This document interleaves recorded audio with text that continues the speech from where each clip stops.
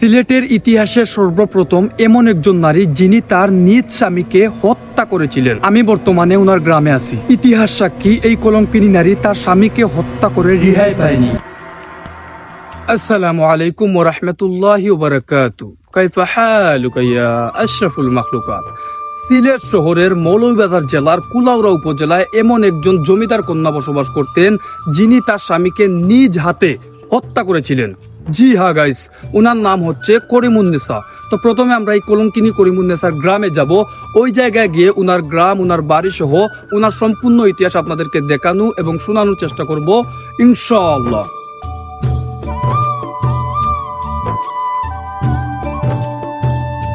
এখন আমি আছি কলঙ্কিনী করিমুন্নেসার গ্রামে। ওনার গ্রামের নাম হচ্ছে কানাইটিকোর। গাইস, আমি ছোটবেলা থেকে এই কাহিনীগুলো আমার আম্মুর কাছ থেকে, আমার আব্বুর কাছ থেকে অনেকবার শুনছি। আর আজকে আমি এই গ্রামে এসে এই করিমুন্নেসার ভিডিও করতেছি।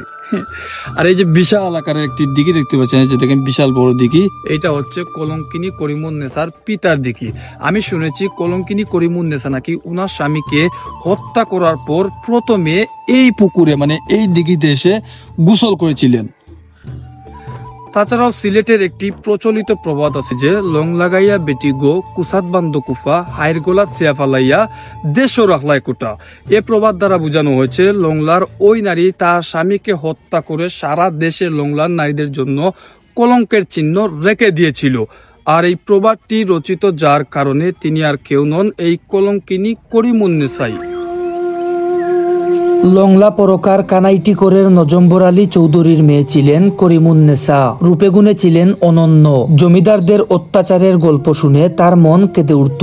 ধনী গরিবের ভেদ ছিল না তার মনে। সবাইকে সমান চোখে দেখতেন, ভালোবাসতেন। ভালোবাসার খাঙ্গাল এই করিমুন্নেসাই একসময় পুরো সিলেটে যেন এক ঘৃণার পাত্রীতে পরিণত হয়েছিলেন। একসময় করিমুন্নেসা মন দিয়ে ভালোবেসেছিলেন বাবার হিসাব রক্ষককে। পড়া দেখিয়ে দিতেন করিমুন্নেসাকে। পাটের ফাঁকে ফাঁকে মনের অজান্তেই মন বিনিময় হয়ে যায় দুজনের মনের করে ভালোবাসার বাসা বাঁধলেও কেউ কাউকে মুখ ফুটিয়ে বলেননি সাহসের অভাবে। এরই মাঝে করিমুন্নেসার বাবা ঠিক করেন উনার বিয়ে। পাত্র ইটার জমিদার দেওয়ান মোহাম্মদ মনসুর ওরফে কটুমিয়া। বাবা দেওয়ান মোহাম্মদ শাকির মৃত্যুর পর তিনি একাই সামলাচ্ছিলেন ইটার বিশাল জমিদারি। বিয়ের খবর শুনে কান্দার ঢেউ ভাঙ্গে করিমুন্নেসার চোখে। বুকে যেন হাতুড়িকা পড়তে থাকে। ভালোবাসার মানুষটিকে ছেড়ে যেতে মন মানছিল না কিছুতেই। কিন্তু উপায় নেই বাবার কথা উল্টানোর। কাউকে বললেও কিছু হবে না। বুকের ব্যথা বুকে রেখেই মেনে নেন নিজের নিয়তিকে।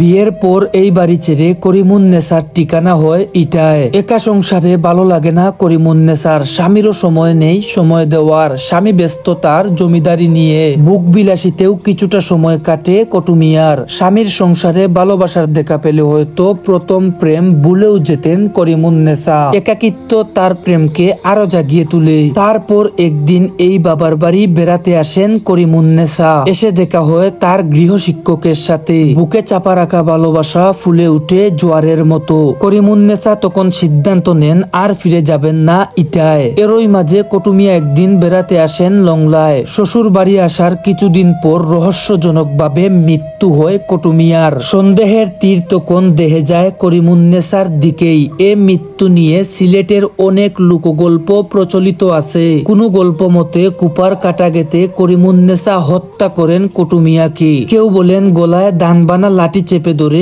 শ্বাসরুদ্ধ করে হত্যা করে। আবার অন্য কোনো কাহিনীতে শোনা যায় শরবতের সাথে বিষ খাইয়ে স্বামীকে হত্যা করেন করিমুন্নেসা। কথিত আছে আটকের পর কুপ্ত জনতা মাথার চুল কেটে দিয়েছিলেন করিমুন্নেসার। তার কাটা চুল কলঙ্কের চিহ্ন হিসেবে দীর্ঘদিন রাখা ছিল নবাব আলী আমজদ খানের গড়িগড়ে। 1870 সালে এই ঘটনার মামলা উঠে সিলেটের আদালতে। করিমুন্নেসা তখন আত্মগোপনে। তাকে ধরার জন্য পুরস্কারও ঘোষণা করা হয়। পুলিশও নাগাল পাচ্ছিল না। পরে মামলা তদন্তকারী একজন দারোগা পীরের ছদ্মবেশে অনুসন্ধানে নামেন। তার কৌশল কাজে দেয়। বিবেকের দংশনে পুড়তে থাকা করিমুন্নেসা পীর ভেবে মনের শান্তির জন্য সবকিছু খুলে বলেন পীর বেশি দারোগাকে। পরে এই দারোগা বন্দী করে করেন করিমুন্নেসাকে। এ দারোগা ছিলেন সিলেটের বালাগঞ্জের বর্তমান ওসমানীনগর উসমানপুর গ্রামের সৈয়দ আম্বর আলী। করিমুন্নেসা আদালতে নিজেকে বাঁচানোর কোনো চেষ্টাই করেননি। সেদিন তার পক্ষে কোনো আইনজীবীও ছিলেন না, বরং বাঁচাতে চেয়েছিলেন তার ভালোবাসাকে। সব দোষ একা নিজের গাড়েই নিয়েছিলেন। তবে আদালত মানেনি। বিচারক কবাব ফাঁসির হুকুম দেন। সিলেটের ইতিহাসে সেদিন প্রথম একসাথে 4 জনের ফাঁসি দেওয়া হয়। সিলেটের কারাগারেই ফাঁসির রশিতে ঝুলেন করিমুন্নেসা। কলঙ্কিনী করিমুন্নেসার মরদেহ কেউ গ্রহণ করেনি। বেওয়ারিশ লাশ হিসেবে দাফন করা হয় সিলেট শহরের সাইডগড়ে, বর্তমান দক্ষিণ সুরমা উপজেলায়। কলঙ্কিনী করিমুন্নেসাকে কেউ আর স্মরণ করে না, কিন্তু ইতিহাসে ভালোবাসার নিষিদ্ধ নাম হয়েই টিকে আছেন তিনি। তার কলঙ্ক ও পাপের মাসুল দিতে গিয়ে হারাতে হয়েছিল করিমুন্নেসার বাবার জমিদারি। নিঃস্ব হয়ে গ্রাম ছেড়ে পরিবার নিয়ে দূরে নির্জনে তিনি চলে যান। লংলার কানাইটিকর গ্রামে এখনো পড়ে আছে সাহেব বাড়িটি। নেই জমিদারি আমলের কোনো স্মৃতিচিহ্ন, নেই গজম্বর আলী চৌধুরীর শান শৌকতের চিহ্ন। আমরা এখন হাঁটাহুটি করছি করিমুন্নেসার গ্রামে, আর আমি আন্তরিকভাবে দুঃখিত গাইস যে আমি করিমুন্নেসার বাড়ি আপনাদেরকে দেখাতে পারি নাই। এর কারণ হচ্ছে এখানকার স্থানীয় মানুষরা ওই বাড়িগুলা ভেঙে, মানে জমিদার বাড়িগুলা ভেঙে নিজেদের মতো বাড়ি তৈরি করে এখানে বসবাস করতেছে। কিন্তু আমি ওনার হাতে লাগানো একটি লিচি গাছ আপনাদেরকে দেখাতে পারবো। এই যে দেখুন গাইস, বিশাল বড় একটি লিচি গাছ। আর গাইস, ওনার স্বামী যে কটুমিয়া ছিলেন, ওনার বাড়ি নাকি এখনো আছে। তো আপনারা যদি চান ওনার বাড়িতে গিয়ে আমি ভিডিও করতে, তাহলে এই ভিডিওতে কমেন্ট করে আমাকে জানান। ইনশাল্লাহ আমি পরের ভিডিওটা ওই জায়গায় গিয়ে করার চেষ্টা করব। তো এই ভিডিওটি এখানে শেষ দিচ্ছি। সবাই ভালো থাকেন, সুস্থ থাকেন, আর নিজের যত্ন নেবেন, নিজের খেয়াল রাখবেন। আল্লাহ হাফিজ।